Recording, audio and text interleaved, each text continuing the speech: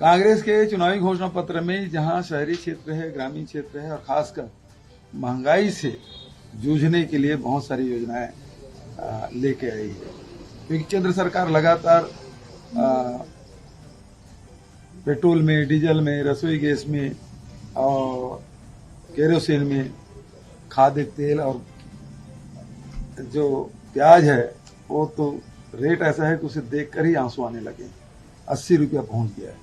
ऐसे में कांग्रेस ने घोषणा पत्र जो लाया है उसमें यह है कि जो गैस सिलेंडर है उसमें 500 सब्सिडी देने की बात कही गई है और उसके साथ साथ जो उज्ज्वला योजना में है तो वो तो जो सब्सिडी करके करेंगे तो 107 रुपया में पड़ेगा, तो ज्यादा से ज्यादा लोग इसका लाभ उठा पाएंगे। दूसरा 200 यूनिट तक की बिजली जो छूट है उसमें करीब 42 लाख परिवार ऐसे होंगे जो उसको बिजली बिल पटाना नहीं पड़ेगा, चाहे शहर का हो चाहे गांव का हो। राशन के बारे में यह है कि भारतीय जनता पार्टी तो केवल 7 किलो देगी, क्योंकि उन्होंने बात कही नहीं कि जैसे मैं 7 दे रहा, हम लोग 35 किलो किए। एपीएल को दे ही नहीं रहे थे, एपीएल बीपीएल को हम लोग 35 किलो राशन हम लोग दे रहे हैं। उसी प्रकार से इलाज की जो सुविधा है, डॉक्टर खूबचंद बघेल योजना के तहत 5 लाख से बढ़ा के 10 लाख और मुख्यमंत्री विशेष स्वास्थ्य सहायता योजना के तहत 25 लाख और दुर्घटना में उसको किसी प्रकार की राशि देनी नहीं पड़ेगी, तो उसका पूरा वहन सरकार उठाएगी। उसी प्रकार से जो केजी से पीजी तक पहली कक्षा से लेकर स्नातकोत्तर तक पढ़ाई हो, चाहे इंजीनियरिंग कॉलेज हो, चाहे मेडिकल कॉलेज हो, साइंस, आर्ट, कॉमर्स, चाहे पॉलिटेक्निक हो, आईटीआई हो, चाहे वो नर्सिंग कॉलेज हो, उसमें किसी प्रकार की फीस जमा करना पड़ेगा नहीं होगा, न एडमिशन फीस न ट्यूशन फीस। और देश में पहली ये योजना अपने आप में पहली बार ये लागू होगा। तो इस प्रकार से आम जो मिडिल क्लास है, लोअर मिडिल क्लास है, गरीब लोग हैं जिसके बच्चे प्रभावित होते हैं लेकिन पढ़ नहीं पाते, तो उनको मेडिकल कॉलेज, इंजीनियरिंग कॉलेज की फीस बहुत अधिक होता है। तो इसको ध्यान में रखते हुए एजुकेशन को फ्री कर दिया, राशन अब फ्री हो गया, बिजली फ्री हो गया, इलाज फ्री हो गया।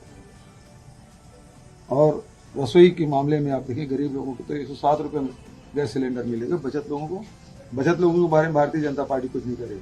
आपके पास गैस कनेक्शन है, आप बीपीएल में नहीं है तो आपको कोई छूट नहीं मिलेगी, लेकिन हमारे घोषणा पत्र में 500 रुपया उसको छूट दे, आपके भी खाते में 500 रुपया जाएगा, ये प्रावधान किया गया है।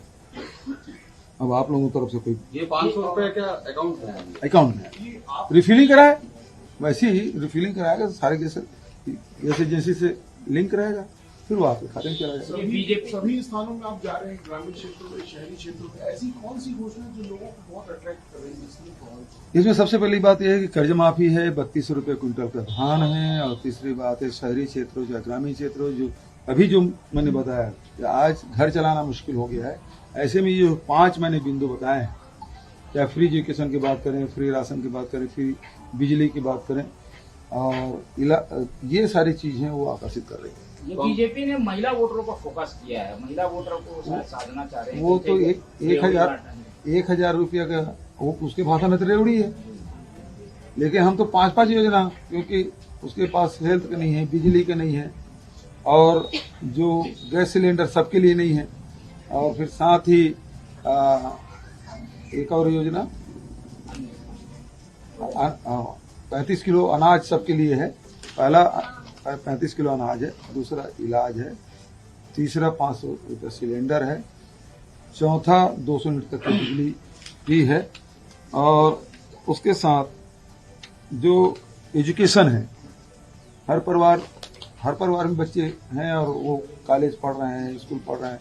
स्वामी आत्मानंद अंग्रेजी स्कूल के तर्ज पे सारे 6000 जो स्कूल है उसको बनाया जाएगा। और जो रूरल इंडस्ट्रियल पार्क और अर्बन इंडस्ट्रियल पार्क ने शुरू किया है उसमें अभी तक के 2 लाख लोग, जो गौठान और इसे मिला के 2.5 लाख लोग अभी रोजगार प्राप्त कर रहे हैं, और इसको हम लोग और बढ़ाएंगे तो लाखों लोगों को रोजगार, इसके मांग खासकर महिलाएं तो सबसे ज्यादा हैं, 2 लाख तो इसमें महिलाएं हैं, और इसको रिपा को भी हम लोग बढ़ाएंगे तो रोजगार के अवसर हम ज्यादा से ज्यादा, वो 1,000 रुपया दे रहे हैं, यहाँ तो रोजगार के अवसर मिलेंगे, हजारों रुपया महीने कमाएंगे। सवाल ये है कि अभी चुनावी आपाधापी में आप लगातार दौरे कर रहे हैं, इस दौरान आपकी दिनचर्या में किस तरह बदलाव और जानकारी मिली है कि परिवार के सदस्यों से मिलने के लिए भी आप समय निर्धारित करते हैं तब सब एग्जीक्यूट हो पाते हैं? बात तो सही है कि वैसे भी मैं 5 साल कभी घर में बैठ कर रहा नहीं। कितने दिन कोरोना काल को छोड़ दीजिए, फिर सीएम हाउस में तो कम ही रहना हुआ है। विधानसभा में रात मैंने ज्यादा गुजारी है, जिस विधानसभा में गए वहीं रात रुका। सारे पत्रकार लोग, कई लोग मेरे साथ दौरे में थे, तो लगातार पूरे प्रदेश में हर विधानसभा का मेरा दौरा रहा है और वहीं से जनता से मिलके, किसान से, मजदूर से, महिलाओं से, युवाओं से मिलके ये सारी योजनाएं हम लोग जो बनाए हैं और जो क्रियान्वयन जो किया और जमीन तक के हमारी योजना गई है, नीचे स्तर तक पहुंचा है, उसका कारण यही है। सर, जहाँ कांग्रेस कह रही है, कांग्रेस बिजली, फ्री एजुकेशन और एलपीजी की बात कह रहे हैं, वहीं असम सीएम कह रहे हैं कांग्रेस को वोट देना मतलब बाबरों को प्रोत्साहित करना। और उसके अलावा उसको आता क्या है? नया मुल्ला है, ज्यादा प्याज खाएगा। अभी कांग्रेस छोड़ के भाजपा में गया है तो थोड़ा ज्यादा बोलेगा, दूसरे लोग कम बोल रहे हैं। यहाँ तो हम राम पर्यटन पर्वत बनाए, 15 साल क्यों नहीं बनाए? पूछो उनसे। कबीर सरोवर बनाए, उसको पूछो। जैद खाम, मॉडल जैद खाम सभी ब्लॉकों में बनाएंगे, उसको पूछो। आदिवासियों के लिए जो देवगुड़ी है, गोटूल है, पेन गुड़ी है, माता गुड़ी है, ठाकुर देव बना रहे हैं, पूछो उनसे।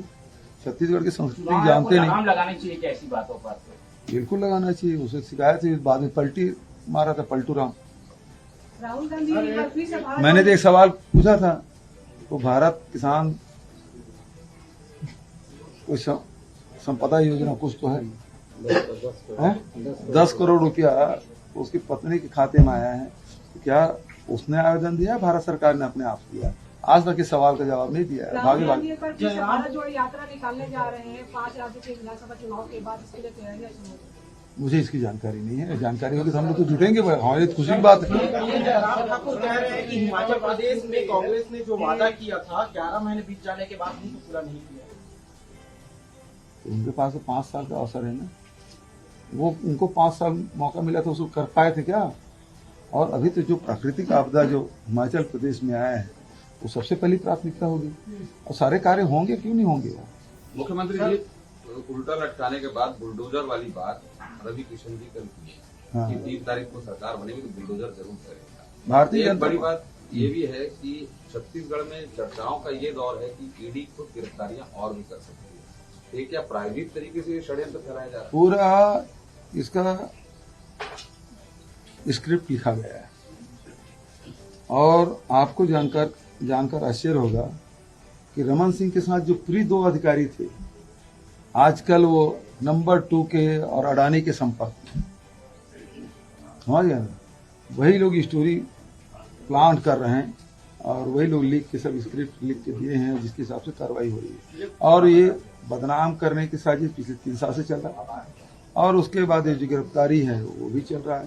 तो ये भारतीय जनता पार्टी अपनी हार मान चुकी है और ईडी और आईटी के माध्यम से चुनाव लड़ रहे हैं। तो ये जितना करेंगे छत्तीसगढ़ की जनता जान चुकी है।